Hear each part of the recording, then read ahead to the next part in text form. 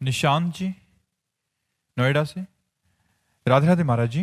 महाराज जी, गीता में लिखा है कर्म करो, फल की चिंता ना करो, पर फल का मोह बार बार मन को पकड़ ले तो क्या ये भक्ति की कमजोरी है या शरणागति अधूरी है? भगवान पे विश्वास की कमी है। जब असत कर्मों का फल अवश्य मिलता है तो सत्कर्म का फल तो प्राप्त होगा ही। फल की आकांक्षा करने पर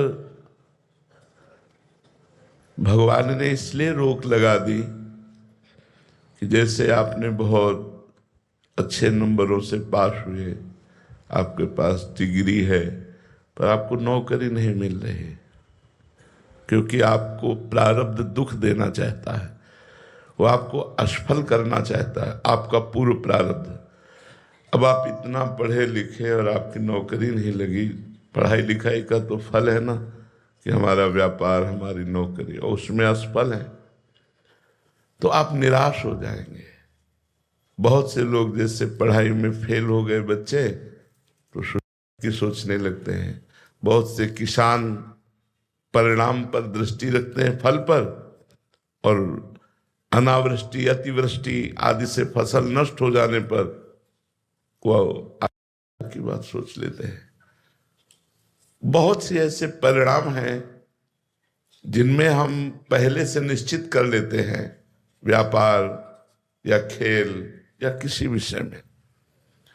तो परिणाम के लिए भगवान आदेश करते हैं, सुख दुखे समे कृत्वा लाभा लाभो जया जयो। सुख और दुख में, लाभ और हानि में, जय और पराजय में तुम समान भाव रखो। कर्मण्येवाधिकारस्ते मा फलेषु कदाचन। तुम केवल कर्म करने पर अधिकार रखो, फल पर नहीं। फल तो मैं निश्चित करूंगा, क्योंकि फल पूर्व प्रारब्ध से प्रेरित देखा जाता है। कोई ज्यादा चतुर भी नहीं है, बहुत पढ़ाई भी नहीं की, और बहुत धनी के घर में जन्मा, बहुत धन ऐश्वर्य है, बहुत प्रवीण भी है, बहुत पढ़ा लिखा भी है, लेकिन उसकी व्यवस्था ही ठीक नहीं क्योंकि प्रारब्ध बुरा है। तो ये पूर्व प्रारब्ध से आधारित होने पर असफलता और सफलता मिलेगी। यदि आप इसको नहीं समझ पाएंगे तो इसमें दुखी हो जाएंगे, अशांत हो जाएंगे, आप इसमें बहुत नकारात्मक सोच वाले बन जाएंगे। इसलिए भगवान फल के लिए मना करते हैं कि तुम फल के, वैसे प्रायः सब कोई फल का आधार लेकर ही कर्म शुरू करता है कि इस खेत में बोएंगे तो इतना तो हो ही जाएगा, इस व्यापार को करेंगे तो इतना लाभ तो हो ही जाएगा, इस नौकरी में करेंगे इतना मिलेगा तो ऐसा ऐसा हो ही जाएगा। वो अज्ञान कल्पना है। शुद्ध ज्ञान ना होने के कारण, भगवान के प्रति विश्वास ना होने के कारण, भगवान की सुदृढ़ भक्ति ना होने के कारण वो फल की आकांक्षा पर अपने आप को स्थित करके सुखी और दुखी होता रहता है।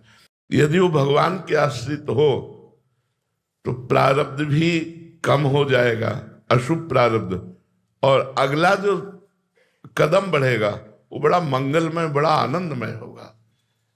पर ये थोड़ा सा अव्यक्त मार्ग है, छुपा हुआ मार्ग है, इसलिए हम लोग विश्वास नहीं करते।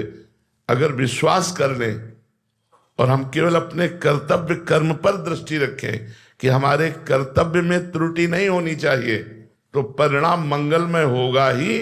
वो आपकी सोच के भले प्रतिकूल हो, लेकिन वो परिणाम मंगलमय होगा। ये विश्वास रख ले तो बहुत आनंद की प्राप्ति हो जाए। पर हम लोग फल आश्रित है, कर्तव्य कर्म पर त्रुटि करते हैं और फल की उत्तम आकांक्षा रखते हैं। यही हमारी गलती है। कर्तव्य कर्म पर हम दृष्टि रखें, फल जो होगा वो भगवान जाने। हम फल के अधीन नहीं है, हम अपने कर्तव्य में त्रुटि नहीं होने देंगे। वो उत्तम गति को प्राप्त होता है, और वो उत्तम वीर है जो अपने कर्तव्य पर देखता है, परिणाम पर नहीं। कर्तव्य कर्म पर चूक नहीं होनी चाहिए, परिणाम तो मंगलमय ही होगा पक्का। जब गलत कर्मों का फल मिलता है तो सत्य कर्म का फल क्यों लोप हो जाएगा? वो जरूर मिलेगा, हमें उसमें निश्चिंत रहना चाहिए।